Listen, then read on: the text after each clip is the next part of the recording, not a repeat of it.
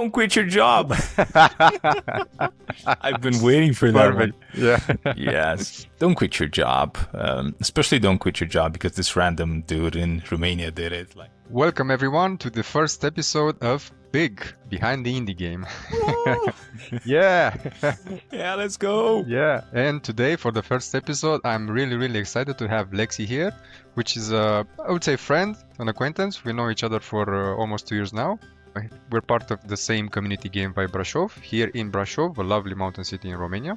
And he created his own game called High Seas, High Profits. Let's go. Yeah. And before diving in, let Lexy tell us all about himself and his game. I want to say a few words about this podcast, since this is the very first episode, to have a common understanding for everyone. Why are we doing this in a wonderful Saturday, other than, I don't know, playing some games or whatever? The concept of this podcast is to bring indie developers closer to indie gamers by showing the persons behind the indie games, the games that we love, showing the human side, what is all about of making an indie game. What are the struggles? What are the wins, the ups and downs, the roller coaster of making an indie game? Let's showcase the journey and the story of our beloved indie games that are made by humans. Yes. And great people. Lexy, welcome. Yes. Thank you for joining. Thank you Please. for having me. Let's introduce yourself to the audience. Yes. Who are you and Hello, what do you do? everyone. Yes. Hello, everyone. I am Lexy. I am a indie game developer, I guess. Now I'm a commercial indie game developer. I've commercially released the game. I'm no longer a hobbyist, I guess. And yeah, I released the game. It did pretty well. I really enjoy working on it. I really enjoyed launching it. It's starting to build a little community there. It's really cool. And the game is called High Seas, High Profits. It is a game about trading in medieval times. And basically you get to build your ships and travel from city to city, buy goods, sell them, make a profit, go bankrupt because I coded something poorly. And yeah, just have a little bit of fun like that if you're the type of people that enjoy it. I actually have a guy who said he has like 400 to 500 hours in the game at this point, and he said, Wow. like, yeah, this is something you enjoy if you like making spreadsheets for a living. And yeah, like, I agree. I use a spreadsheet, so yeah, it's that kind of game. That's amazing. I'm gonna showcase the game very shortly. I'm gonna bring up the Steam page for the people to see. But before that, I wanna just highlight a bit on the indie part of you being an indie developer and making an indie game.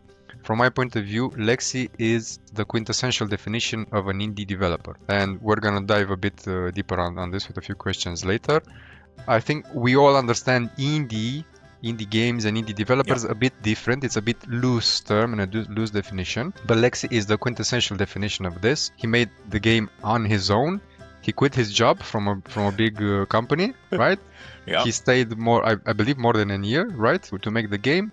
He made it all by himself. He launched the game, and now he's delighting players, as he said, with his own game made by himself and published by himself. I would say I would have been more of a quintessential solo developer if I also kind of lived in a garage or something.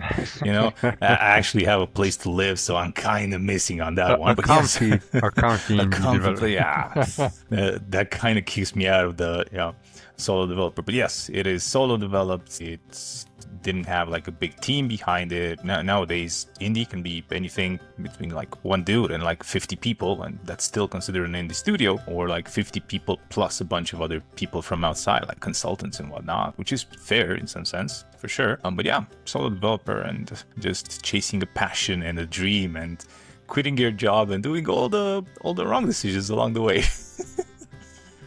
Let's jump into the game itself. So, High Seas, High Profits. While I play the intro video, please, what is High Seas and High Profits, and how did you came up with this idea? Yeah, well, High Seas, as I said, is a medieval trading simulation strategy game. A bunch of tags there, but in short, it's a game where you take items, goods that would be traded in medieval times. You buy them in one city, you sell them in other cities. you grow your trading empire. Eventually, you end up making more ships and then deciding that, hey, there's not enough goods in these cities to service everyone. So you make more businesses so that you can make more ships so that you can get more goods. And oh God, at some point it's 2 a.m. and you need to optimize the number of lumber per city that you're growing. So it's that kind of simulation / logistic fun. And yeah, the idea behind it is classics that I've grown with, like the Patrician series and Port Royale, and a little bit of Sid Meier's Pirates as well. So there's a lot of stuff that I enjoyed in Sid Meier's Pirates, which isn't necessarily the way people usually played Sid Meier's, but to me, it was fun to just buy stuff in one city, sell it in the other, and make a profit like that. Perfect, amazing. I haven't played this type of games. I'm not a fan of it, but I really like what you did here. The visual style itself is really beautiful. It's really nice and engaging. I think I said this to you when we first met and you told me about this game. It brings to me kind of like Catan vibes, Yeah. Settlers of Catan, the board game, being that you have those hexagons tiles. And it's like an exploration game, but more on the, as you said, management sim side. I would call it on the accountant side, right, of trading. Yep. Mandatory, you have to have an accountant wife if you're gonna play the game. But yeah, no, it's definitely that for sure. And it's funny that you mention it, because I think we talked that right before I actually started developing High Seas, I wanted to have a project under my belt that's just completed, because I was the kind of dude that had like 50 projects, didn't complete any one of them. And I said, okay, let's just make a Catan clone. And I made the Catan clone before making High Seas, which is funny. Yeah. It's definitely inspired in some sense visually by Catan, and it's one of the board games I like most, the one that I play the most. And yeah, that's great. You definitely saw the right resemblance there. Perfect. What has been the hardest part of making this game so far for you? I think that's changed a lot. I think the hardest part changed throughout the journey. In the very beginning, it was the thought that I'm not sure this is going to actually release. I mean, I had no reason to convince myself that it's going to get done, because I had a bunch of projects, like 50 plus projects that I didn't complete. You mean like prototypes, right? Other games. Prototypes are stuff that I wanted to make, and at some point I was like, nah, I'm not doing that anymore.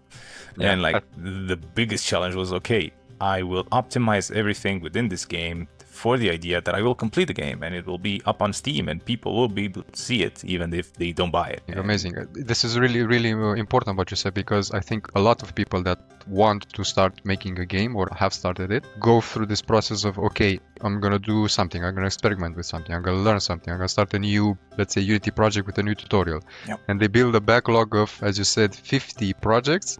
This is the perfect mind shift that an indie developer needs to make. Okay, let's focus my attention on just one project, make it and launch it, deliver it. Whatever happens, publish it and let other people play it.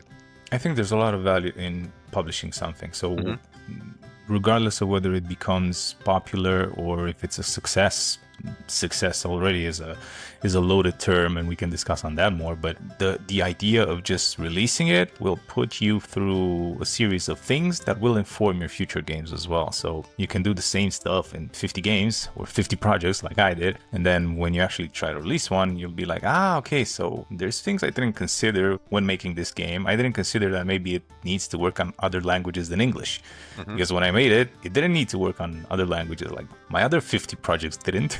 And it was fine, but then you launch it and people want to play in German, and they should be able to play in German because it's a style of game that they enjoy a lot. So it's like, okay, now my future games will all need to know how to work with different languages. Interesting. So you localized the game from the beginning or after launch? It was like a couple of months ago. And it was painful because everything I coded in that game was in English, and it was deliberately made with the intent from the very beginning to not have a different language, to only be in English. And then I was like, okay, yeah, let's not do that anymore. Oh, I see. You have now the check marks here. So English, French, German, Spanish, and Russian. That's amazing. Yeah. I can give a little bit of a scoop that there's 2 more languages on the way, working with an Italian partner who basically is helping actually translate it to Italian, and then I also have Polish.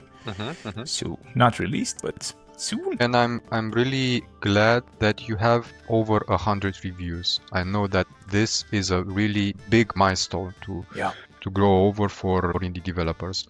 That 100 review threshold is really important for Steam to put you in another category of games and hopefully promote you more. That's likely the case. From my investigation, it's definitely at the 10 review marks. So at the 10 review marks is the first time when you actually entered the queue, the discovery queue. Discovery queue is immensely powerful within Steam. So basically, it's going to show your game to some people that might like it, and if they actually interact with it, they wishlist it or stuff like that, it's going to show it even more in the discovery queue. So it's one of those places where it can go exponential, and it kind of happened to me as well. I was very lucky to get 10 reviews within like the first day or 2 days of the release, and then that's exploded great. Things more. Yeah. Was there a moment where you thought about quitting or changing the direction completely of the game?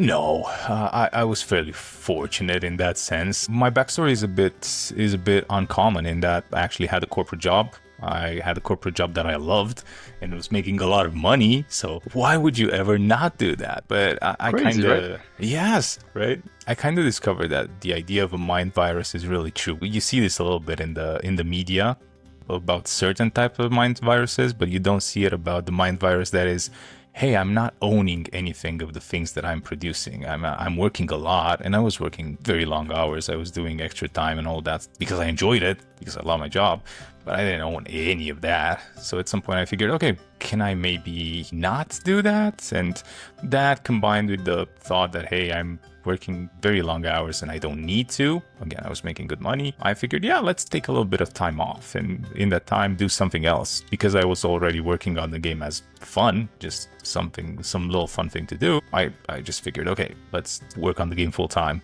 And then I just never stopped. There was so much work to do that I just never stopped. And I'm still there. The game launched last year. I think we're close to the 1 year anniversary, right? Yes, end of March last year. End of March, great. And since end of March last year until now, you've still been working on the game. Yes, full time. Still your main activity. Full-time. Yes. Wow. And it's been an awkward thing to do as well, because you don't typically work on a game like that unless it's early access, and mine wasn't, because I never planned it to be early access. But then getting all the feedback from all the people and seeing how they enjoyed it and seeing how I enjoyed both playing and working on the game, I figured, okay, I'm just this tiny little bit thing more, and also this one, and I created a roadmap and I should be able to be done in 2 months, but then it was 6 months and it's still not done, and like yeah. Once you go indie dev, you don't go back. Yes. Just to be clear, your journey is really amazing to me, and I really admire your path on doing this. So you were an employee at a big corporation with stable salary, right? Yep. You had some savings. You decide, screw you guys, I'm gonna make my own game. It wasn't quite like that, but yeah, I didn't flip with desk and I was like, sayonara, boys. Yeah. You did no. Screw you guys and go home. Exactly. Yeah. No, I'm still in very good relations with my old company. I still had the opportunity to work there afterwards. It's just that it wasn't necessarily something that I still needed to do. And I figured let's try something else. And I think my superpower is I love learning. And as soon as I had a little bit more under my belt in the game development area, I just figured, I want to do this. Now that I know what I'm doing, not in the very beginning where I was just throwing rocks at stuff and seeing if it works. Now I kind of just want to do this and progress. That's an interesting point. Where do you think the threshold would be? Learning how to make a game on your own, and then actually, okay, let's do it. Let's make a commercial game. That's tough. I think that's tough, and it's different. I know it depends by person by person. Yeah. I would say most games shouldn't be commercial. I think that's a take that not everyone's going to agree on. But whenever you say something needs to be commercial, and I see this a lot in forums, and when I read comments from people, they say, oh, I don't want to sell a lot. I want to sell 10 copies, like something like that. I just want to break in and sell 10 copies. Like, yeah, that's true. Yeah. No, if you want to sell 10 copies, then it's a commercial game. Then you need to have a very different perspective on how the game is structured and how you are going to make it and all of this stuff. It doesn't matter that it's 10 or if it's like 5 or it's like 1,000. It might differ in that the amount of effort you put in different areas, like the marketing. Everyone talks about marketing, and but then you still need to do every single one of them. If you have any idea of selling any kind of copies, by your own impact, let's say. If it's just I'm gonna make the game and maybe some people will buy it, then but I would argue even that is a marketing strategy. You always get a marketing strategy. You might just not be the one in control of it, but you always have one. So you're saying when you started with your game, you didn't plan to actually sell and make money out of the game?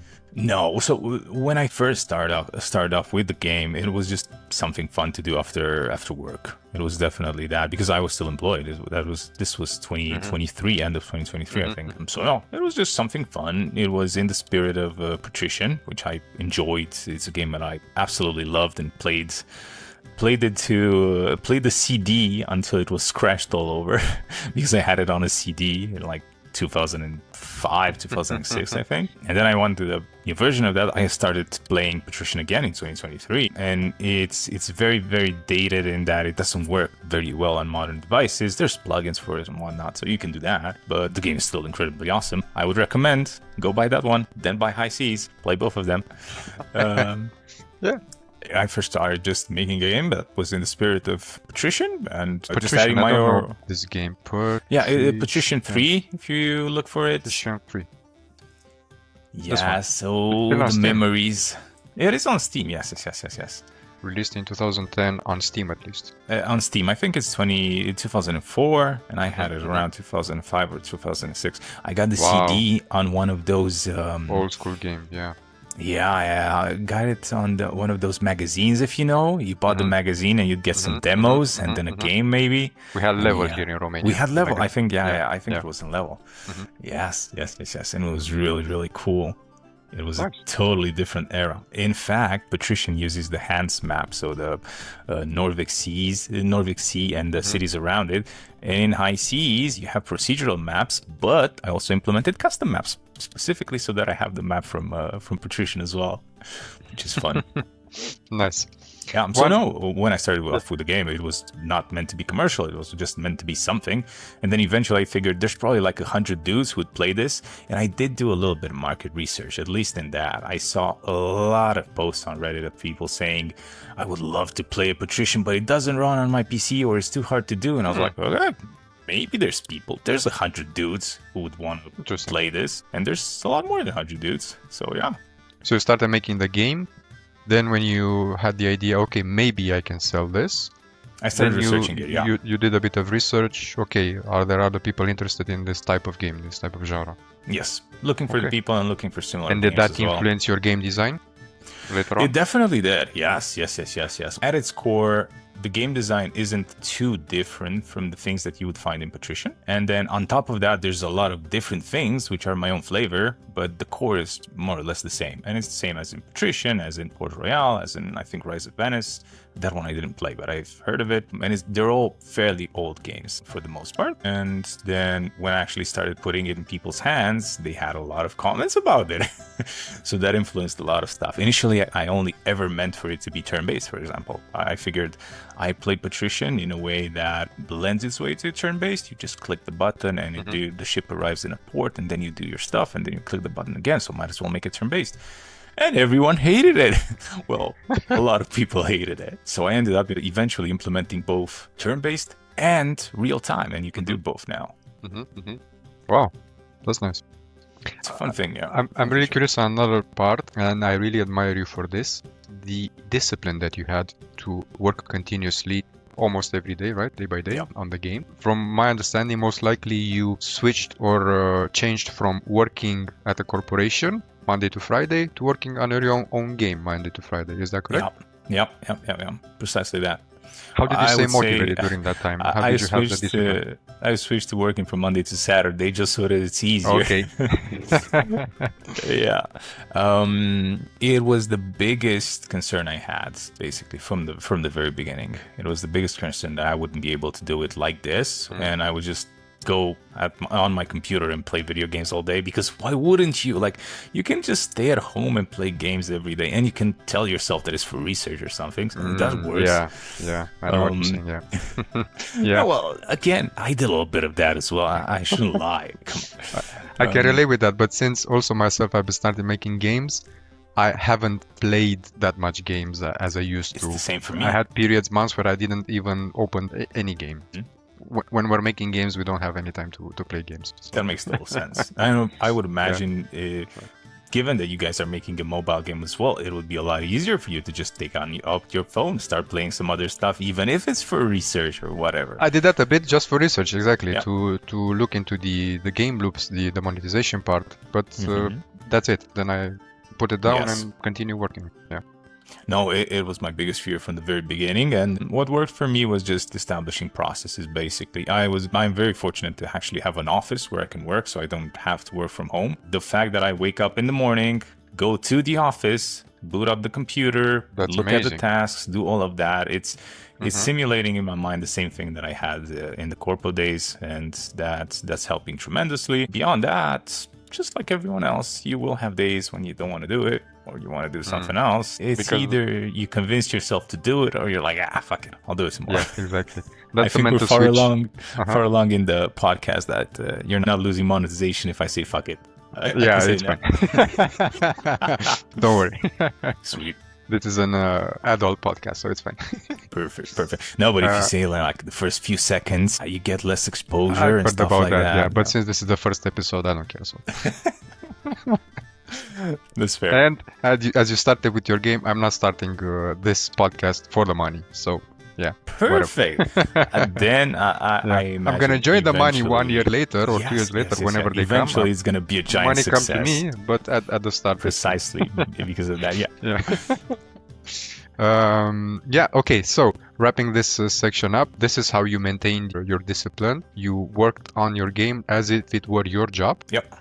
I admire you because there's still a mental switch that needs to be made there in terms of you're your own boss, as you said. I'm sure you had your days where, it's raining outside. I'm not in the mood. I would like to stay in bed or whatever at home. Just research, as you said. We like to fool ourselves. But you said, no, let's do it. I'm gonna work on it. So consistency is here the key factor of success. Right? I would think that depends for everyone. For some people, it's just the motivation comes from saying, hey, I need to do this. I actually need to do this. I don't have money to live if I don't do this, stuff like that. I wasn't motivated by that. I was doing fine.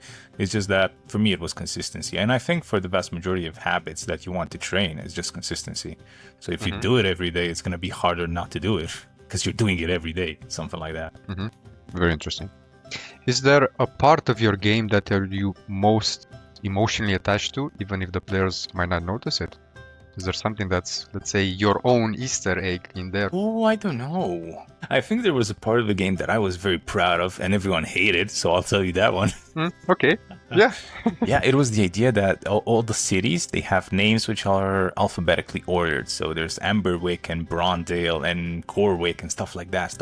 So in my mind, it was like, yeah, people will easily recognize that it's the A city, the B city, the whatever city, you know? The idea would be that it's easier for you to position it in this world, given that it is not necessarily the case that it's a real map. So here is the city name, right? Yes, that's Pelham. Yep. Okay. It's the starter city in the tutorial.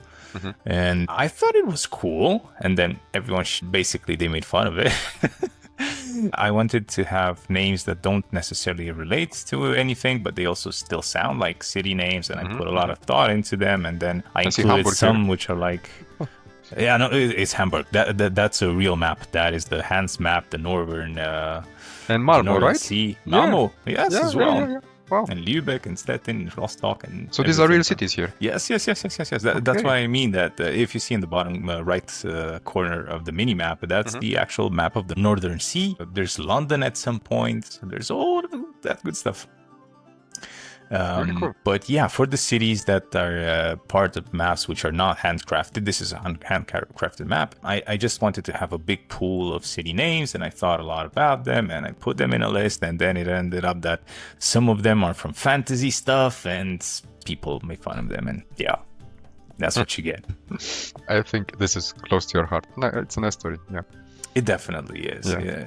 And I personally feel that I also enjoy that it's played on something like a board game. If you see that it's in space and there's a board, and I could see this actually becoming a board game in the future if you're considering this. If someone wants to partner there's up, a potential there. If they have the logistics, I'll give you the IP. You give me most of the money. That would be great. I love it. Let's put it out there. yeah. I The actually intention. thought Yeah. about how a Who knows? a Who board hears game us? like High Seas would work. How you'd need to simplify the number of goods, how you would hide the goods into the different cities, because in High Seas you don't know what goods the different cities sell until you go there. So you would be able to put like small cups and put the goods under the cups, and when someone arrives at the port, you would look under the cup, take the goods that you want. It could be really fun, for sure. Is there anything that you would do differently about this game if you started today? Oh Lord Jesus. It's a flood. Yeah, I would do a lot different. First off, in the way that I'm thinking about games now, it would be a lot more planning of the different stages of the game and ensuring there's an early game and a mid game and an end game, and that there's challenges that arrive through the different parts. And I would structure it immensely different before writing a line of code. And I didn't do it with this one because it wasn't really meant to be that, and I didn't know that I would need to do that. And yeah, it would be very, very different in many, many ways. I think the art style would be similar though. All of this stuff is actually things that I made more or less, and I'm not a visual designer for sure, but I like the colors and I kept hitting them until they looked nice, and I've gotten a lot of positive feedback on them. It really looks pleasant, yeah. So you nailed the art. You nailed Sweet. it. Yeah. The code we don't know. Oh God, no! Don't look at that. Don't look under the hood. Yeah. Spaghetti code. I think it's normal when starting out an indie game, right? Yeah, for sure. I'm fairly pleased with it. It's a lot better than I expected it would end up. It's still very, very easy to change things in the game. I expected that eventually it would be immensely complicated, but because I have an event-driven system, it's not that much. Just create new events, hook into the right stuff. There's systems for everything. Yeah, they fail from time to time. Yeah, people hang their game and they're like, the thing is spinning, but the game won't run. I'm like, yeah, I know. Because some event failed somewhere. But there's very, very little of that. I was very blessed that the game, it's shipped, and it still is to this day very, very stable. The bugs that we have is just almost never something that stops the game. So no crashes. Nothing like No crashes for sure. And then That's nothing perfect. that blocks the simulation either for the most part. It happens sometime, and there's some weird edge cases, but beyond that, no. Yeah, that's great. That's great. I've come into this situation since me and some other friends are making a mobile game. We're planning to release it on Android first, and the situations and the edge cases are mind-boggling. Yeah, because but you it's guys gonna work. Yeah, you guys are doing mobile, and that is just another level on top of everything. So this is my actual main concern: performance. Will it run on most of the devices? I'm really concerned about this when we launch, because already we found an edge case in our tutorial. It's really well mapped out to pan out in a very specific way. And on some older devices with smaller screens, it just gets fucked up. Yeah. The timing, it's not there. And it happens the opposite as it should happen. And I'm like, why? Yes.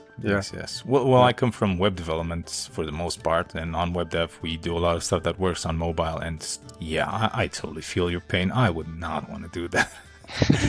I would at best just scale everything down, and yeah. That being said, I did talk to someone who says he's playing High Seas on the tablet. He's using some kind of emulator because he plays games while he uses his I think it would tractor. be a good game on tablet, right? It can be played, I'm right? not sure. I think it might work. I think it depends a lot on your playstyle, because there's people playing it very, very differently. There's people who just like to trade some goods here and there, and they don't care about their business expanding too much or whatnot. And then there's people optimizing the last tiny little cent. And for that, I don't think it works as well. But I think it could. With the most recent updates, I've made the UI work on very tiny devices as well. So yeah, no, but I really feel you guys with the mobile release, and yeah. If you are intending to actually go on this tablet side, I would suggest going on iPad, because you have also a premium market, and the device is mostly, let's say, more or less the same, right? So you have very few generations of iPads, considering the Android devices, and with pretty stable operating system. So it will be consistent there if you would like to take this mobile path also, or handheld. That makes a lot of sense. And I'm feeling you guys are probably not getting that many bugs or whatnot from the Apple side either, right? Or are you just on Android for now? For now we're Android. We made the game run also on Apple, Mhm. but at the moment we're going to launch on Android because it's easier for us. We're still in the indie Yeah, for framework. sure. It's easier to do one launch at a time, not to do both at the same time. It's much easier to manage. And I think there's also a lot of value in taking the feedback that you're going to get from Yes. the first release, integrating that, and doing the second one. Exactly. It's really We're cool. also gonna improve the game as we go along, and those improvements are gonna be reflected into the iPhone game because the iPhone market requires a bit of more quality. For sure. That makes sense. Is there any advice you would give to another indie developer that is starting out from your own experience? Don't quit your job. I've been waiting for that one. Yeah. Yes. Don't quit your job.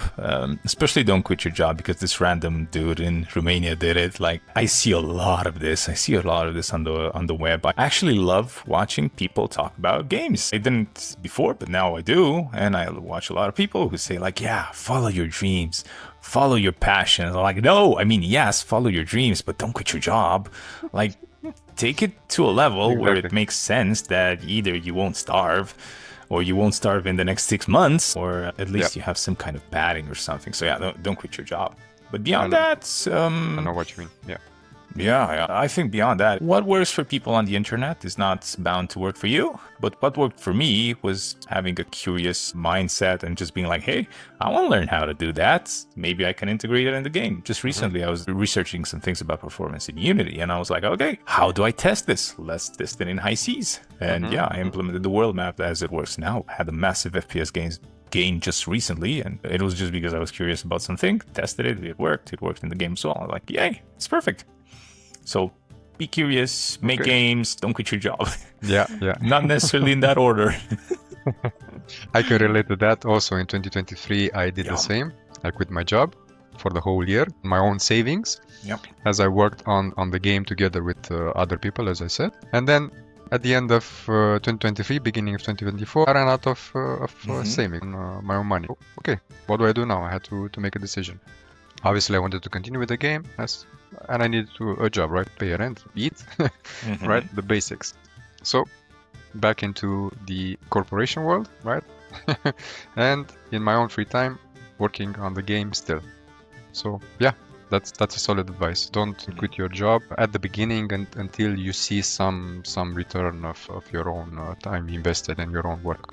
I would say even to you, as much as I know about you, you were still fairly confident you would be able to get either your old job back or a new job in the same domain, or you weren't that concerned that it was possible that you were not going to get the job. So even doing that, even if in taking this kind of leap, you were still fairly confident you would be able to do it again. And it's exactly the same thing for me. As I was saying, I up until recently, I even still had my weekly meeting with my teammates from my old job, just so we can chat. So I'm still fairly integrated with everything, even if I don't end up back in the corporate world. And I still accept mentally the possibility that I might.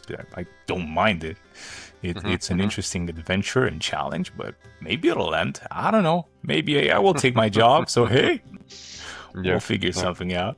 That's an interesting point you made there. Thank you for that. I would say we were both courageous and privileged at the same time because we chose to quit our jobs. As you can see in the past few years, and also now, especially in the game dev industry, it's crazy. A lot of people are being fired. They're losing their jobs. I mean, they don't want to do that, right? We didn't came from the game making world. We came from IT software in general. We want to put our feet into the game dev world. You did it successfully. Great job. Congratulations. Thanks. Yeah. And as you said, we had that safety net there. Always, if things get rough, we can have a stable income to continue to pursue our dreams. Yeah. No, the stuff that's happening now is pretty crazy. And it's influencing us in Romania as well. Like, we have Ubisoft. So we'll see what that ends up doing. Yeah. With their restructuring into creative houses, 15% of their people there. But I talk about this stuff. I have a newsletter for game professionals and everyone interested in the game world. Each week, Friday or Saturday, I release it on Substack or LinkedIn. It's called Game Vibe Weekly. This week's edition, it had some sentences, some articles about that Ubisoft restructuring. It's really crazy what's happening there. I would very much recommend newsletter. Yes. Yes. I would. It's how I get a lot of my information on what's still happening in the industry, and it's very, very packed and neatly organized, and links to everything. It's precisely what I'd want to get from a newsletter, honestly. Thank you so much. I appreciate it. Yeah, no, for sure. You're doing a great job. Thank you. That's also my intention for people in, let's say, 10 minutes or less to get all the basics that they need of the relevant news that happened in the past week from the gaming industry. I talk about PC, console, business in general, other interesting stuff, VR even, and I also recommend at the end indie games for the audience to follow, either to wishlist or to take a look at it. Yes. Yeah. Not to mention like tutorials and stuff that you find Yeah. are cool, and I oftentimes end up checking. Yeah. Great to hear. Okay, we're approaching the end. Are there any numbers that you are comfortable in sharing with the audience about your game? Let's say if you remember how many wish lists you had when you launched. Dude, I actually have the tab open. Even because sales or yeah. copies sold, if you can say We this. discussed that people are interested in this kind of stuff, and maybe I should show them. And So this I is the meant juicy to actually take them out. Yeah, I meant to actually take them out nicely. And like, nah, I totally forgot to do that. But I have everything open. So yes, I can tell you. I can tell you this. First off, there's a little bit of I wouldn't even call it myth, but like popular thinking that hey, you need about 7,000 wish lists when you release a game on Steam so that it does well. And it's inspired mostly by the idea that at around that stage, you start getting some extra visibility from Steam because you end up in a list that's called popular upcoming. There's a list that is linked from the main page, so there's a lot of people on the main page, and then you get some extra visibility. And I hit my release week, because you should have those wish lists before your release week. And I hit my release week with 6,200 wish lists, and I ended up on the list. So I didn't need 7K. Perfect. So below 7K, but yes. still, yeah. And that boosted me a little bit over 7K within the first release period, so before actually released. And we can at some point talk a little bit more about why that happened, how I got everything and whatnot. And then on release day, I got like as many wish lists as I had when I released the game. So I quickly jumped to something like 10 or 12K. Wow. But you also had a demo, right? Before I did the whole demo thing poorly, but yes, you should have a demo. You should ideally have it fairly well available, fairly well in advance to you releasing the game, and you should join a Steam Next Fest, which is the biggest festival in which you would likely get wish lists, not necessarily whatever. And so you say that's a big event, right? Everyone should join that before launching their game. So from my point of view, there's no point in not joining it. You gain nothing by not joining it, unless you're doing some strategy where you don't want people to see the demo, and this happens sometimes, but it's mostly in the AAA space. Indies don't usually do that. As an indie, you typically want people to be able to play your game. The demo joins the discovery queue, so more people can see it through the discovery queue as well. There's a lot of advantages. At some point, maybe we do like something that we just deep dive on how stuff works on Steam, and we discuss more there. But yes, from my point of view, I would think you do want to have a demo out. You do want to join the Next Fest. You should join the last Next Fest before you release, because that's where you're going to have your most polished video game. So the most chances of actually getting exposure. If you have something that's very poor, you're not going to perform well. There's a very smart algorithm to the Next Fest. I've read a bunch about it. We can discuss some more at some point. Basically, just having the best version of your game in the Next Fest works very well. I did not get that many wish lists. I got about 1,500, I think, within the Next Fest, which was fine for my game. That's a good spike. It was great considering how few wish lists I had before. But there's games who go in with like 5K and then take 200,000 or something nutty like that because they have very, very good demos. I did not. So I was very fortunate to even get this much. So that's in terms of wish lists. And then in terms of actual sales, do the day, because I will expose anything. Just ask me. I will tell you everything. How many sales in the first month, if you know? Do you have the statistic? Oh, I don't think I know that. Okay. I can see. I can just. So it's 5,600 sales to the day. 5,600. Nice. 5,600. I can't tell exactly. So that means 5,600. 5,650 copies. That's respectable. Great job, Lex. It's something that sounds very, very low, or at Depends least on to what we're me. comparing Yeah. with.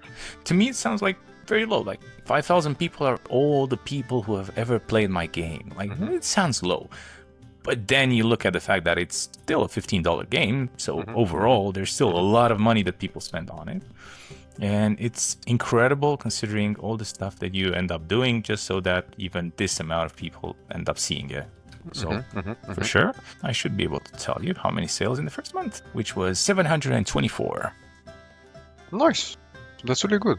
Yeah. Yeah, thanks. Yeah. It did fairly well. I was very happy with it. It did a lot better afterwards. So how many wish lists until launch? You said 12K? No, it was 6,200 until the week of the launch. It was about 7,000 on the release day because I only got about 10%. 10% of the wish lists converted something into like players that in the within first the first month. week. Yeah, That's really the great. first month. Yes, you're right. Yeah. Yes.